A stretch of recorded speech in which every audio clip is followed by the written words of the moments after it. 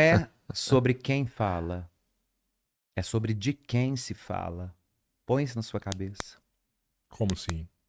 Não é sobre o Padre Fábio, é sobre quem o Padre Fábio está falando. Não vai para a igreja para me ver. Pelo amor de Deus. Eu não tenho nada para te dar. Vai na igreja para saber aquele que tem para te dar e é sobre ele que eu vou falar. Mas, mais uma vez, eu não vou na igreja pra ver quem tá lá. Eu vou na igreja porque eu quero receber Jesus, eu quero receber a palavra. Eu quero ser tocado ali dentro ali. Não tem como eu ser tocado se eu não sei o que tá acontecendo ali dentro aí. Eu vou na igreja esperando isso, ser tocado, sair de lá uma pessoa melhor, né? E sei lá, talvez até Heresia. Robertinho já tá achando ruim de eu falar que eu quero ser tocado. Tipo assim, parece uma coisa egoísta, né? Mas. Não, mas eu te entendo. Quando você fala isso, você fala assim, eu quero ter uma intimidade com o rito. Sim, claro. Eu quero saber o porquê que eu sento. Por que que eu levanto? Por que que eu ajoelho? Por que que eu ajoelho? Vou te dar um ensinamento prático na Igreja Católica Apostólica Romana. Estar de pé significa estar ressuscitado junto com Cristo. Ajoelhar significa sepultar os seus pecados junto com o Cristo sepultado. Você não precisa saber mais nada sobre ajoelhar e ficar de pé. Você tendo essa consciência é o suficiente. Todas as vezes que você se ajoelha na igreja, você sepulta os seus pecados. Todas as vezes que você se levanta, você ressuscita com Jesus ressuscitado. Boa. Você Eu fala imaginava. bonito demais, Não, cara. sabe por quê? Eu fala imaginava o bonito contrário. Eu demais. pensava assim, ó, o padre falou, fica em pé. Se for que os outros que estão lendo lá na frente, eu não levanto, não, tá ligado? Porque A tem posição outros de que vão ler estar lá. de pé é a posição de quem está ressuscitado. Nós ressuscitamos com Cristo. E quando eu me ajoelho é porque eu desço a mansão dos mortos para sepultar os meus pecados. Porque foi para isso que Jesus morreu. O sacrifício da cruz foi para redimir meus pecados. E todas as vezes que eu me ajoelho, eu faço o memorial do sepulcro do Senhor. Eu desço ao sepulcro para deixar ali os meus pecados. E levanto ressuscitado como um homem novo. É isso que eu precisava saber, cara. Eu ia ajoelhar com muito mais gosto, sabendo que eu ia sepultar meus pecados. Sim. E É vou isso. levantar com muito mais Não, gosto, tô ressuscitando. E olha uma lógica. Olha só, não, cara, E olha que a isso, lógica, velho. assim, É o isso. entendimento final que você tem, que sempre que você se ajoelha, que você entra lá, que você né, vai no sepulcro lá, que você tá junto com ele no final, fatalmente, depois você se levanta. Necessariamente seja, você tem que levantar. Você vai se levantar, ou seja, você É, vai ressuscitar. ressuscitar. Sempre que você se ajoelhou, Por isso que você vai depois reviver que você novamente. ajoelha, o que o padre faz? Fala, mistério da fé. Nós não entendemos. É o mistério da fé. E o que a gente proclama? Anunciamos, Senhor, a vossa morte e proclamamos a vossa ressurreição. Vinde, Senhor Jesus. Isso também é outra crítica que eu tenho. Porque eu nunca sei o que eu tenho que proclamar lá dentro, não. Ninguém sabe. Eu nunca... Não, as pessoas Se não tiver antigas folhetim, sabem. se não tiver folhetim, porque Não, são as várias pessoas antigas respostas. sabem. Elas Não sabem mudou todas tudo. as respostas na ponta da Agora língua. mudou. É. Mudou, missal mudou. Se não tiver folhetim, ninguém sabe. Pô, é um pouco chato, né? A pessoa falando as coisas, você tem que ficar assim... Não, mas você tem Já que viu ir que tem mais gente que fica vezes, assim? velho. Mas se você tiver a Eu consciência fico do assim, ato... mas é porque eu vou pouco, quem Mas vai se mais você tiver sabe. a consciência do ato, eu sei o que eu estava fazendo ajoelhado, eu sei o que estava acontecendo na minha alma quando eu ajoelhei, e eu sei o que está acontecendo agora que eu levantei. Você não precisa falar nada. Porque você sabe o porquê que você ajoelhou, porquê que você levantou.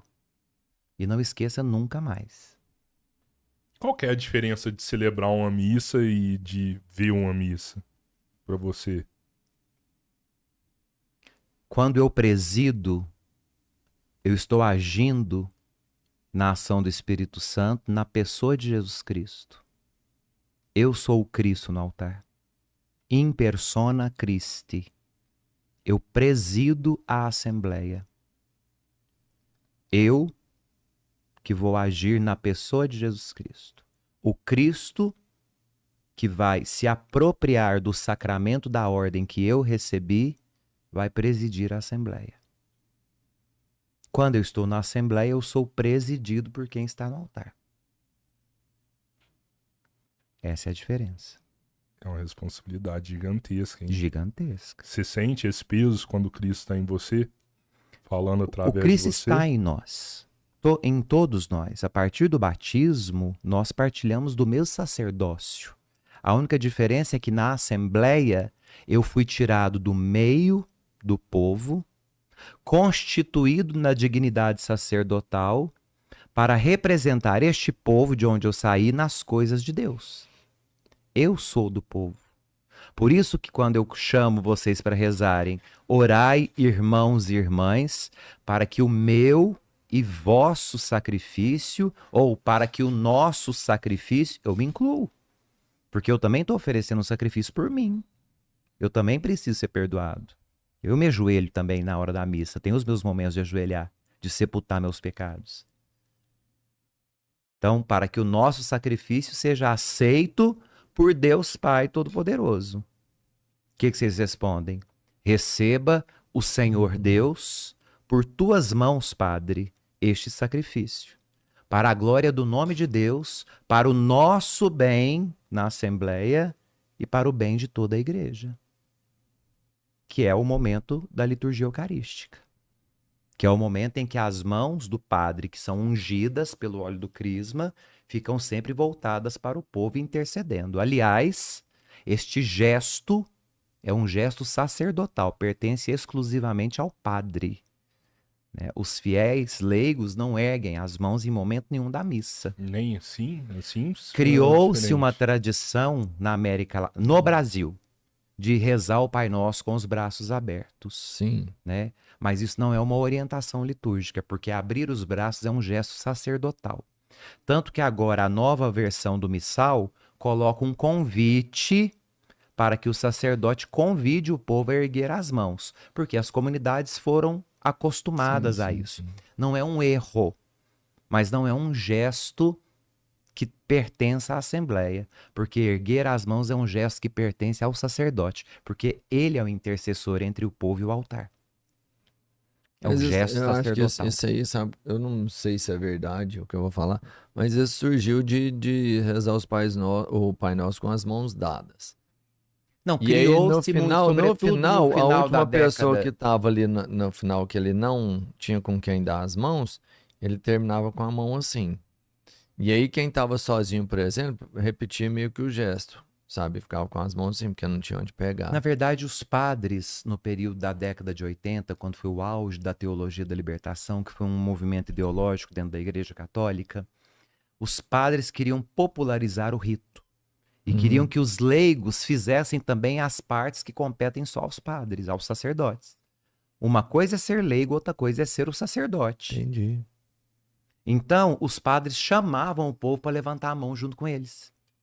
Os padres falavam para o povo rezar as orações que são deles. Vamos rezar junto agora. Senhor Jesus Cristo, que dissestes aos vossos apóstolos, que é a oração pela paz. É uma oração de intercessão, ela pertence exclusivamente ao padre. Ele está intercedendo pelo povo. O povo não reza uma oração sacerdotal. Existe um sacerdote constituído no meio daquele povo.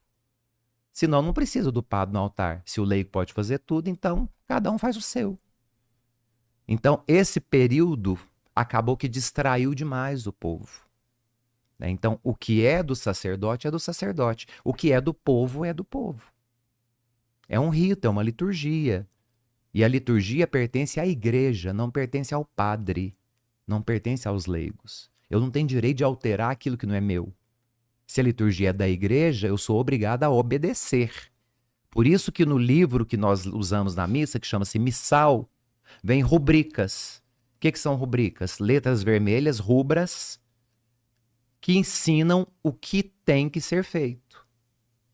Então, antes de ler as letras pretas que vocês escutam, tem a orientação em vermelho. Abre o braço, fecha o braço, ajoelha, levanta, fala pro povo, vira as costas, vira pra frente, vira pro povo e fala isso. Tá tudo ali.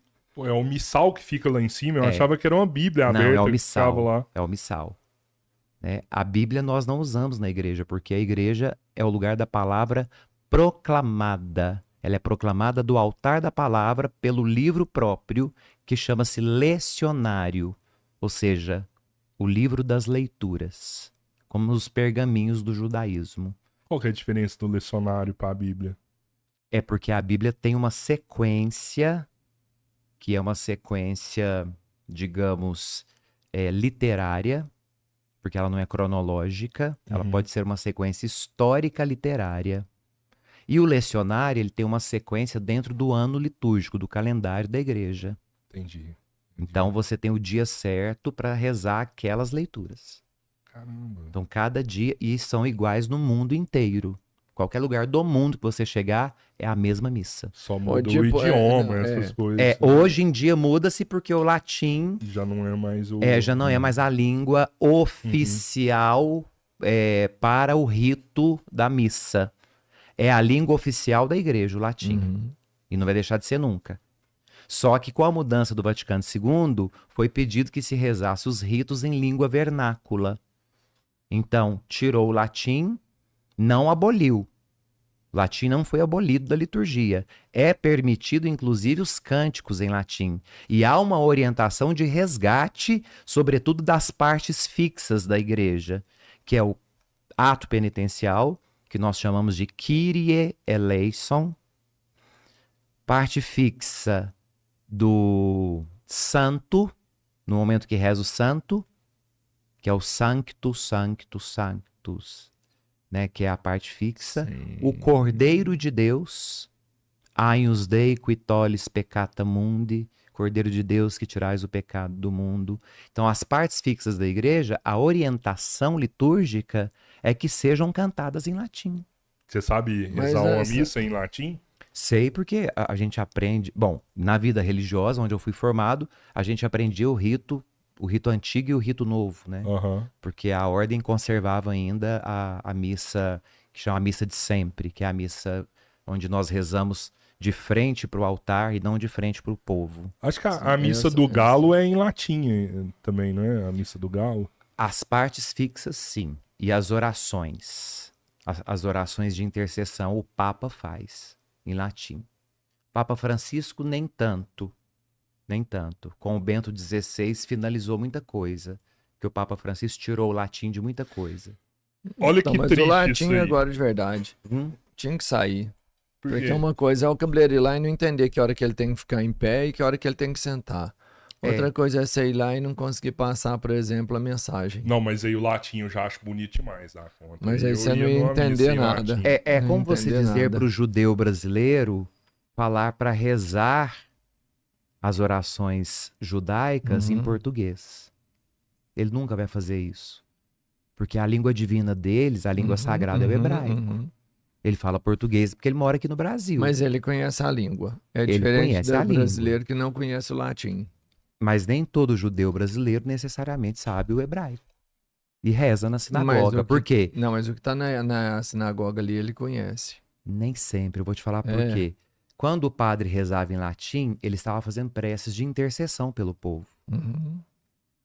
O povo sabia que o padre estava intercedendo por ele. Claro. Então, não necessariamente eu precisava de saber o que o padre estava dizendo. Eu tinha consciência que era uma oração de intercessão. Daí nasce a devoção de rezar o terço na hora da missa.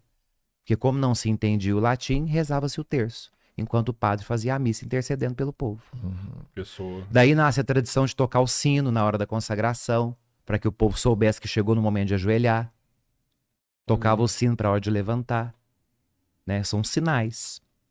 Hoje eu ouvi falar que rezar um terço é uma missa. Não. Nada substitui a missa. Nada sobre a face da terra substitui a missa. Mas na pandemia, quem não podia ir na missa rezava um terço em casa, Mas né? daí, na pandemia, nós temos que entender que a gente não podia ir para a igreja. Você não tinha missa, aí os bispos, que são os apóstolos, a autoridade é deles. E deve ter acontecido isso na gripe espanhola também, ó, não vai na igreja. Tudo, no mundo todo, sim. Reza o terço em casa. O mundo inteiro, os católicos do mundo inteiro rezaram em casa. Mas um terço não é uma missa, então. Não, nunca vai ser. Nada no mundo será maior do que a missa. Minha avó rezava 10 terços por dia. Você pode ir para Romaria a pé todo ano, 4 vezes ao ano. Não vale uma missa que você participou. É por isso que eu vou na missa, tá vendo? Por isso que eu vou na missa. Nenhum sacrifício vale uma missa? Nada é maior do que a missa. Nenhuma promessa vale uma missa? Não. Absolutamente. Caramba, tem gente fazendo muita promessa errada, mas então. não, tem. Eu vou na Romaria. A doação é maior do que a missa. Nada é maior do que a missa. Não, a missa, qual que é o maior exemplo de Cristo? Morrer na cruz. Por quê? E a missa é o memorial da morte do Cristo na cruz. Por doar tudo que ele tinha para alguém, não era? Deu a vida para nossa salvação. E o que é a missa? A doação pode ser uma coisa tão grande quanto a missa. Não é. E se eu doar a minha vida? Não é, porque a missa é o memorial da morte de Cristo. A missa nós recordamos o Cristo crucificado. Nós descemos à mansão dos mortos e ressuscitamos. Não se esqueçam disso. A missa nós revivemos o Calvário. A missa não é só ceia, não é só o lugar para comer o pão e o vinho consagrados. É o lugar onde nós assistimos o Padre ser crucificado no Cristo. Novamente.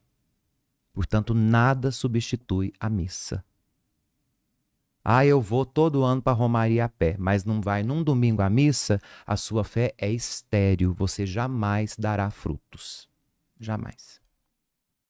A gente não pode julgar assim também. Não estou julgando, estou afirmando.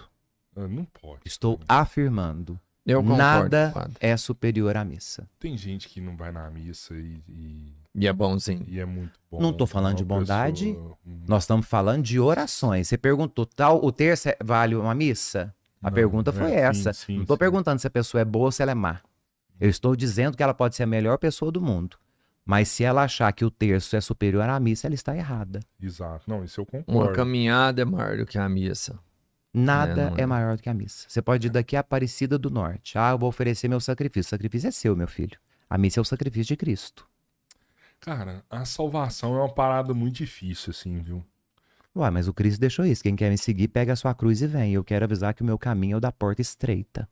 É porque às vezes você faz o que Cristo falou e mesmo assim você pode não ser salvo. Não, se você fizer, você vai ser salvo, mano. Em algum momento. É que você não faz. Em algum momento vai ter uma pedra no caminho então, ali, aí você vai fez. E você não vai ser salvo. E tem gente que não faz nada que Cristo falou e na hora vai ser salvo. Tem. Você sabe que tem. Parece que o jogo mudou. Quem é que tá julgando? Se ele se arrepender, não, tô julgando, Senhoras e senhores. Eu tô julgando, Pedro? Tá sério? Eu tô julgando? Não foi julgamento. Tem gente que não faz nada a vida inteira e vai ser salva. A cabeleira julga muito. É julgamento? Não, é uma constatação isso aí. O que eu estou dizendo da Santa Missa é uma verdade, não é nem constatação. Não, eu sei, é uma verdade, Eu estou te dizendo nada substitui a missa. A salvação, ela não é fácil, é isso que eu tô falando. Mas assim, Jesus não é nunca fácil. prometeu que seria fácil. Você pode orar, você pode ir em todas as missas, e em alguma hora você vai tropeçar e não vai ser salvo. Mas em que momento Jesus falou, me segue que vai ser, aguinha com açúcar? Não falou, mas... E qual que é o tropeço que você quer fazer? Porque você perde a missa, o problema é que tem gente que não fez nada e vai ser salvo. Fala um que não fez nada e vai ser salvo. Tem isso não, você é doido? Eu não aponto